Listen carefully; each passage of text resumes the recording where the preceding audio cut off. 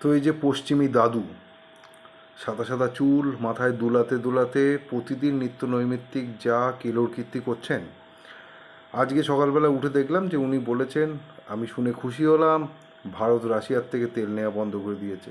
ওনার কানের পাশে এই কর্ণপিশাচিনী কে, যিনি এই কথাগুলো বলে বেড়ান?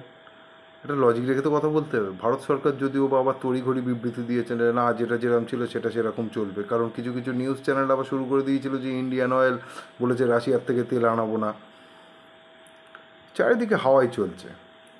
এখন এই যে উনি তিরিং বিরিং করে এরে একটু ট্যারিফ লাগাচ্ছেন, ওরে একটু ট্যারিফ লাগাচ্ছেন, এই যে জিনিসগুলো হচ্ছে, এগুলোকে যদি আমরা একটু চ্যানেলাইজ করি, এর অ্যাকচুয়ালি ইম্প্যাক্টটাকে যদি বোঝার চেষ্টা করি, তাহলে কিন্তু পুরো বিষয়টাই অন্যদিকে ঘুরে যাচ্ছে।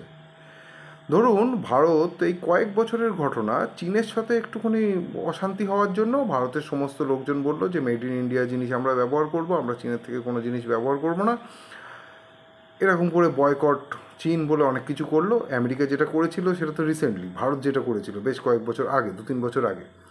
তার ফলস্বরূপ কী হলো? চীন কিছু কিছু লেখা, ভারতীয় লোকেদের শিক্ষা সম্বন্ধে চীনের যথেষ্ট ধারণা রয়েছে, তাই চীন কিছু প্রোডাক্টে লিখে দিল মেড ফর ইন্ডিয়া, সেটা ভারতীয়রা মেড ইন ইন্ডিয়া ভেবে কিনছিল।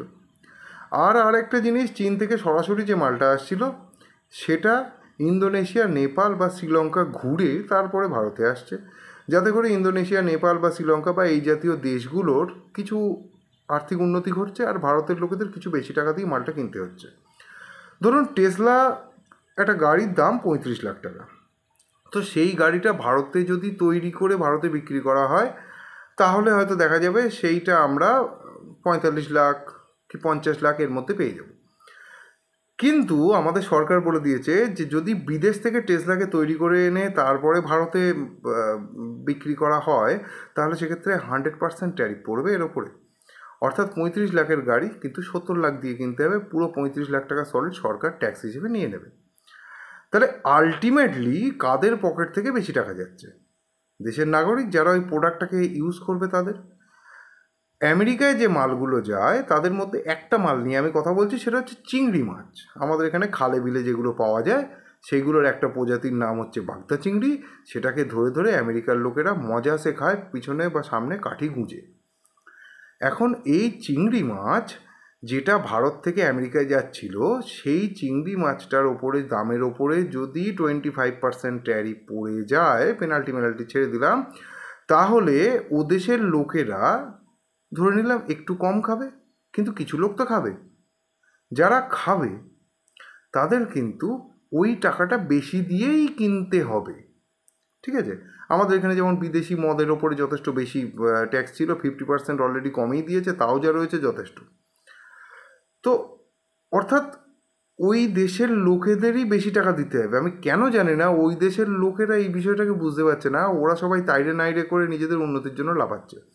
আর যারা আইটি সেক্টরে কাজ করেন, আমার কিছু রিলেটিভ রয়েছেন যারা আইটি সেক্টরে কাজ করেন, আমি তাদের কাছ থেকে জিজ্ঞেস করে যেটা বা তাদের সঙ্গে কথা বলে যেটা পেয়েছি, যারা এই পশ্চিমী দেশের আদি বাসিন্দা, তাদের অ্যাকচুয়াল যা এলিজিবিলিটি, আপনারা শুনে অবাক হবেন যে আমাদের দেশের বাচ্চারা তার থেকে বেশি জানে।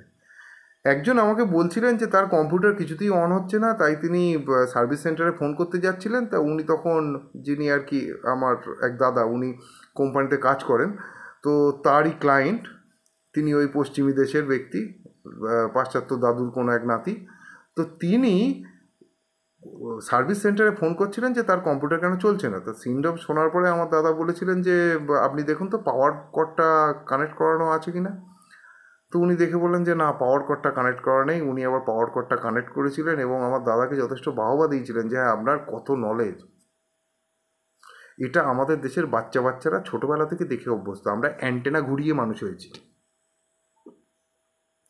এই রকম একটা উন্নত বুদ্ধিসম্পন্ন দেশ, যারা কালচক্রে যথেষ্ট বড় লোক এই মুহূর্তে, এবং যাদের কাছে এত টাকা রয়েছে, তারা যাচ্ছে তাই করতে পারে যেটা এখন করছে।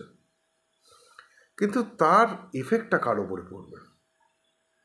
খুব ভালো করে ভেবে চিন্তে দেখুন, ওই দেশের মানুষের ওপরই পড়বে। আর ওই দেশেও কিন্তু যথেষ্ট ভিখিরি আছে। আর আমরা ভারতীয়, কেউ চৈত্র মাস, কেউ বৈশাখ মাস, কেউ ভাদ্র মাস, কেউ শ্রাবণ মাস নিরামিষ খাওয়ার পরিকল্পনা করে। কিন্তু তোদের তো মাছ মাংস ডিম ছাড়া চলবেই না রে খ্যাপা। হ্যাঁ, এই সব তেরোত্তালের মধ্যে গিয়ে কোনো লাভ আছে?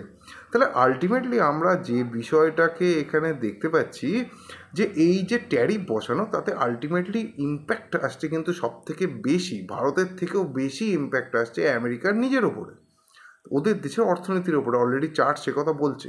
এখন আমেরিকার বাজার যদি হঠাৎ করে একটা বড়সড় কারেকশান নেয়, কারণ দেখুন একটা জিনিস, ও দেশের অর্থনীতি ঢিলে হবে এটা মানে সেই সাধারণ মানুষও বুঝতে পারছে।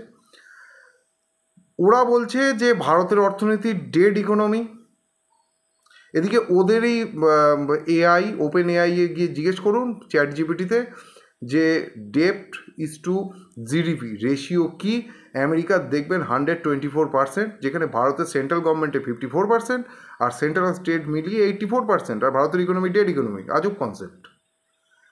তো ওদের এই রকম যেখানে ধার বাকির কর্মকাণ্ড চলছে, এতটা সমস্যার মধ্যে ওদের দেশের লোকের পকেট থেকে যদি বেশি টাকা ক্ষয় করতে হয়, ওদের দেশের লোকের বহু লোকের চাকরি চলে গিয়েছে, টিসিএসের 1200 ছাড়িয়ে দিয়েছে, তাতে চারিদিকে হাল্লা হচ্ছে, ওদের দেশের প্রচুর লোকের চাকরি গিয়েছে।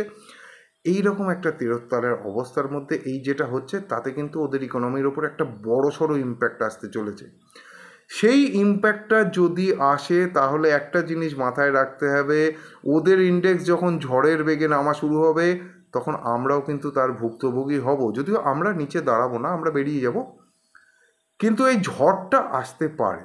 ওদের ইন্ডেক্সে যদি এই মুহূর্তে ঝড় শুরু হয় তাহলে আমাদেরও সেই মতো করে প্রস্তুতি নিয়ে সেই মতো করে পোর্টফোলিও সাজাতে হবে।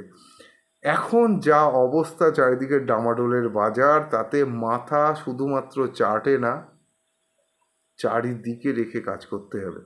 আর যদি কোনো মতে আপনি টিপস নিয়ে কাজ করেন তাহলে ডুবতে হবেই, কিচ্ছু করার নেই। নলেজ মাস্ট, আপনার নলেজ অবশ্যই রাখতে হবে। নলেজ থাকলে তাহলে এই বাজারে টিকে থাকতে পারবেন, এবং প্রত্যেকবার জানবেন বাজার নিচে আসার পরেই কিন্তু আসল খেলাটা দেখায়। 2020 যাদের চোখের সামনে ঘটেছে তারা তো জানেন, 2012, 2008, 2000 সাল প্রত্যেকবারই কিন্তু একই জিনিস ঘটেছে এবং এটাই ঘটবে। যদিও আমাদের বাজারে এক্ষুনি এরকম ভয়াবহ কিছু দেখতে পাচ্ছি না, ঠিকঠাকই রয়েছে সব কিছু, একটু কারেকশান চলছে, স্টকগুলো গলছে, এটা ঘটছে অবশ্যই, কিন্তু বিরাট যে মাথা চাপড়ানোর কোনো কিছু এরকম কিছু এই মুহূর্তে দেখতে পাচ্ছি না। যদি হয় সেই মতো করে পজিশন বানিয়ে ঘুরে যেতে হবে। মাল কাটতে আমাদের কাছে যে মাল থাকে কতক্ষণ সময় লাগবে? 10 মিনিট, সমস্ত মাল কেটে ফেলা যাবে।